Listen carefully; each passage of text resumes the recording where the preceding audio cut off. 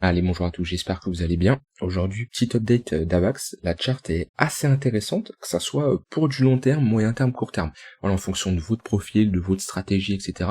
Il y a des opportunités à saisir. Donc voilà, on va détailler tout ça dans cette vidéo. Donc déjà, pour les investisseurs. Pour les investisseurs, on est sur un niveau assez intéressant. On est sur un gros support weekly, voire monthly, d'accord. On est sur un très très gros niveau. Donc, moi, personnellement, Avax, je n'en ai pas dans mon portefeuille long terme, parce que d'un point de vue fondamental, il y a des crypto-monnaies selon moi qui sont meilleures, et mon but, c'est pas de diversifier, d'acheter 100 cryptos en me disant, ok, potentiellement, j'aurai la bonne, d'accord? Mon but, c'est voilà, de les comparer, de faire un tri, et de prendre celles qui sont, selon moi, qui ont plus de chances de performer, et Avax, d'un point de vue fondamental, ne fait pas partie de mon wallet long terme. Maintenant, ça, c'est totalement subjectif. Il y en a, ils vont préférer tel projet ou tel projet. Ça regarde chacun, quoi. Chacun son analyse, tout simplement.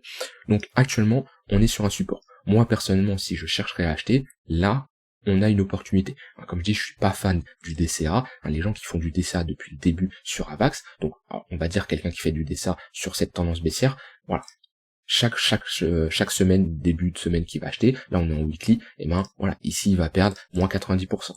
Ici, alors je prends ici plutôt, ici il va perdre moins 88%, ici il va perdre moins 87%. Vous voyez, et on voit que globalement, bon, sa moyenne d'achat descend, mais je suis pas fan du DCA, vous le savez très bien. Donc pour moi ici, on est sur ce genre de niveau où, au lieu de faire du DCA, je préfère rentrer en position maintenant. Voilà. Dans ce genre de configuration, c'est la situation idéale, d'accord? Des gros supports comme ça. Maintenant, il y a quelque chose que vous devez prendre en compte. Ici, on a ce qu'on appelle une zone d'imbalance, un déséquilibre de marché. On a pump, il y a eu très peu d'ordre dans le carnet d'ordre, hein, il y a eu très peu d'exécution d'ordre, ok, il y a eu très peu de liquidité, et on le voit. Si je mets mon volume profile, voilà, ici en détail, il y a un trou dans ce carnet d'ordre. Qu'est-ce que ça signifie? C'est-à-dire, ça signifie que on est dans une zone où il y a un coup à jouer, on peut rentrer en position, d'accord, sur du long terme, mais en prenant en compte que si le prix ici n'est pas maintenu, on peut rapidement chuter jusqu'au prochain niveau,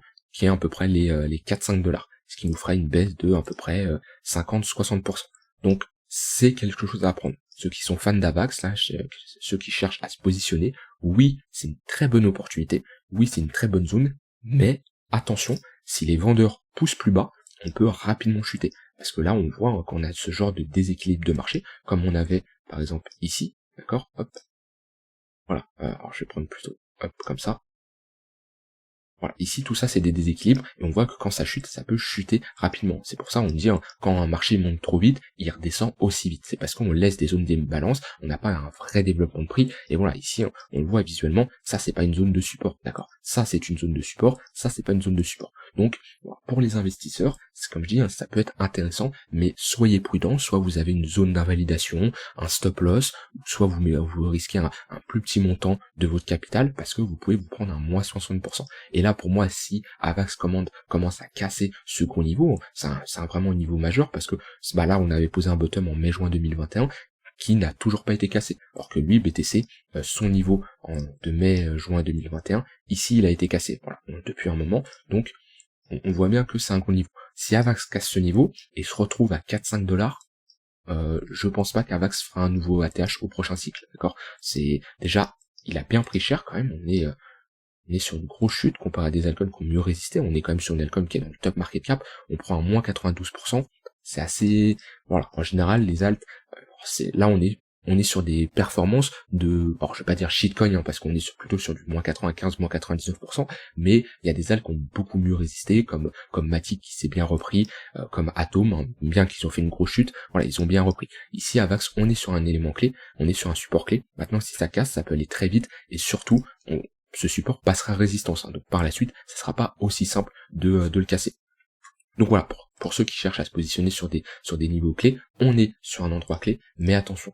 Maintenant, quelqu'un qui cherche à être tout simplement plus prudent sur le marché, qui veut moins risquer, ne pas avoir un drawdown de moins 60%. Qu'est-ce que je conseillerais pour cette personne? Bah, qu'est-ce qu'on constate? On est toujours dans une tendance baissière. Les sommets sont de plus en plus bas, ok, les moyennes mobiles sont toujours orientées à la baisse. Donc l'idéal, ça serait pour lui de se positionner potentiellement à un prix plus élevé, mais d'avoir plus de chances d'être dans le sens de la tendance. Ici, on voit qu'on a un premier creux, ce creux est maintenu, on a pris la liquidité, on est dans un sorte de range ici, entre une borne basse et une borne haute, et ben, quelqu'un qui veut vraiment avoir plus de chance et se positionner dans le sens de la tendance, pourquoi pas attendre la cassure du haut de range. Alors c'est sûr, il aura un prix plus élevé, mais au moins, il aura la preuve que les acheteurs ont maintenu ce niveau-là, ont cassé ce niveau-là, ce qui fait office de résistance, ce niveau passera aura des chances de passer en tant que support, et là il y aura une opportunité. Alors oui, il a un niveau de prix beaucoup plus élevé, mais ça potentiellement, ça lui éviterait de se manger un risque de se taper un moins 60%,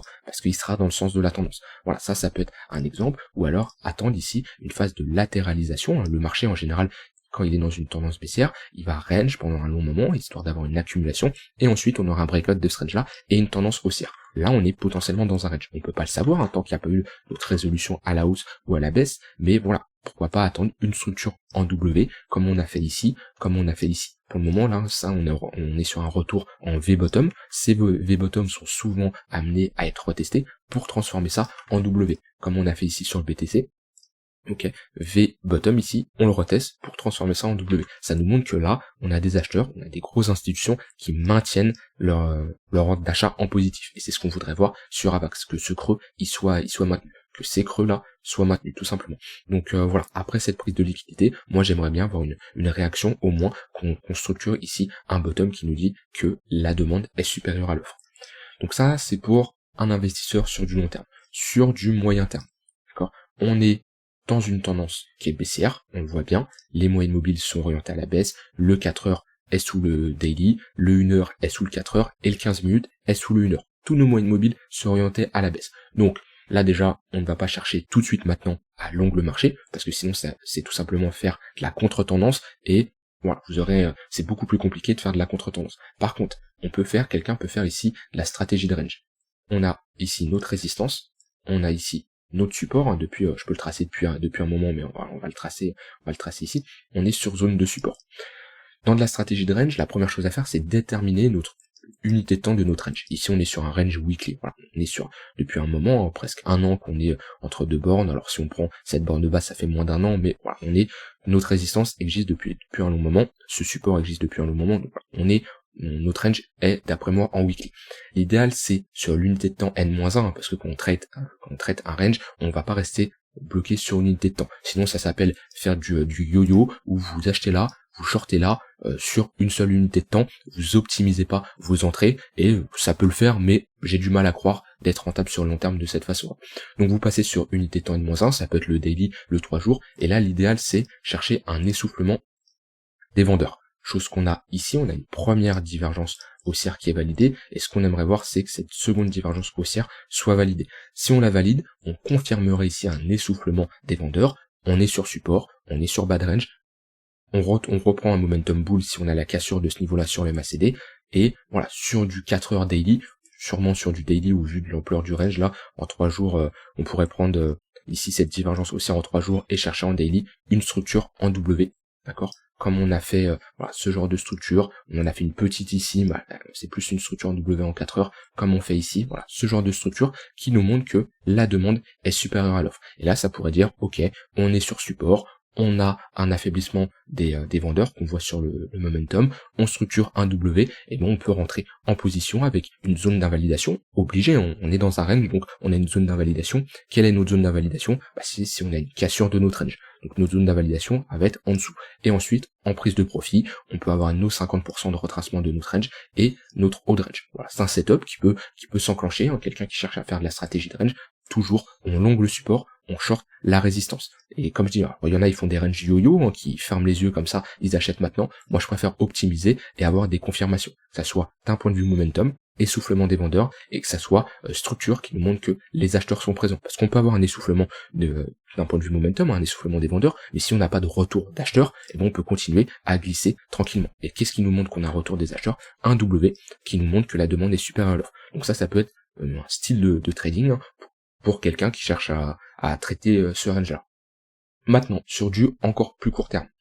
Quelqu'un ici qui chercherait à se positionner, moi je conseillerais de faire de la suivi de tendance. Alors, cette tendance baissière, ça fait un moment qu'on y est, c'est pour ça qu'on a un essoufflement sur l'unité N+1, là, le daily, on a un essoufflement, pourquoi? Parce que ça fait très longtemps qu'on est dans une tendance baissière. On le voit, hein, les sommets ici, on s'est fait rejeter plein de fois dans notre tunnel 1 heure, où ça c'était des opportunités de short, on s'est fait rejeter dans notre tunnel 4 heures, tout ça c'est des opportunités de short, hein, quand on a des pullbacks. La tendance est s'affaiblit, on a eu un gros mouvement, on a eu un excès final, là on a liquidé pas mal de monde.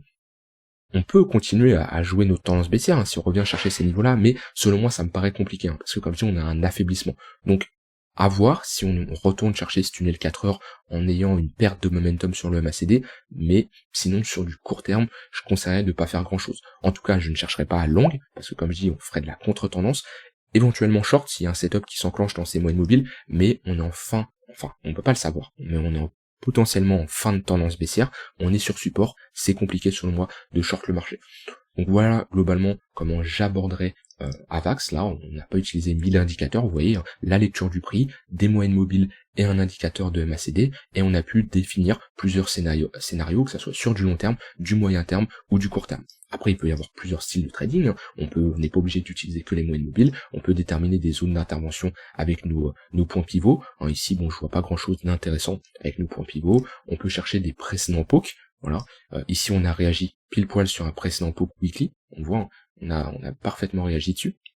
Ok. Et ces précédents pokes, ça peut être des zones de support et de résistance. Alors là, sur une semaine, on peut mettre en mois, même si on cherche sur du plus long terme. Voilà, comme ici, on a bien réagi dessus. Hein, ces précédents pokes, c'est des zones de support et de résistance. Ou éventuellement, si ici on a un rebond en V-top, d'accord, comme dire, enfin en V-bottom, pardon, ces V-bottom, si on fait ça, sont souvent amenés à être retestés. Donc si on fait ça, on peut potentiellement chercher à short dans cette zone de supply. Là, on a eu notre poursuite baissière. Ici sur le poke, je vous rappelle que un poke, hein, ça nous montre là où il y a eu du volume échangé. Pour un acheteur, il y a un vendeur, et si on retourne chercher ce poke là, on pourrait avoir de la clôture de position de longues, hein, des longues qui sont restées bloquées dans cette zone-là, qui n'ont pas encore accepté leur perte et qui voudraient sortir à break-even. Du coup, ça ferait une vente au marché, ça serait une bonne zone pour chercher à short le marché. Donc voilà, il n'y a pas d'indicateur miracle, il n'y a pas d'outil miracle. L'idéal, c'est d'avoir des scénarios, de chercher des zones d'intervention et d'avoir un plan, bien sûr, qu'on va respecter. Donc voilà, c'était mon but, hein, avec AVAX, que je trouve la charte un peu sur différentes unités de temps, elle est assez intéressante. Mon but, c'était de vous montrer différents scénarios, que ce soit sur du long terme, court terme ou moyen terme, mais surtout, on peut être bon en analyse technique, l'important c'est d'avoir une bonne gestion du risque, d'accord, avoir une stratégie qu'on respecte et une stratégie qu'on connaît, hein. Sinon vos émotions vont clairement, même si vous avez une stratégie qui vient d'être créée, si vous la connaissez pas parfaitement, vos émotions vont prendre le contrôle dessus. Donc voilà, j'ai terminé pour cette analyse d'AVAX, j'espère qu'elle a été pertinente pour vous. J'ai dit des termes techniques, j'ai employé du vocabulaire pour pas trop vous perdre non plus, je suis pas rentré à 100% dans les détails, mais au moins ça vous permet d'avoir ma vision et ma méthode sur comment je pourrais analyser une charte en partant de rien. Voilà, je vous souhaite une très bonne fin de journée, on se retrouve demain pour une prochaine vidéo, bye bye.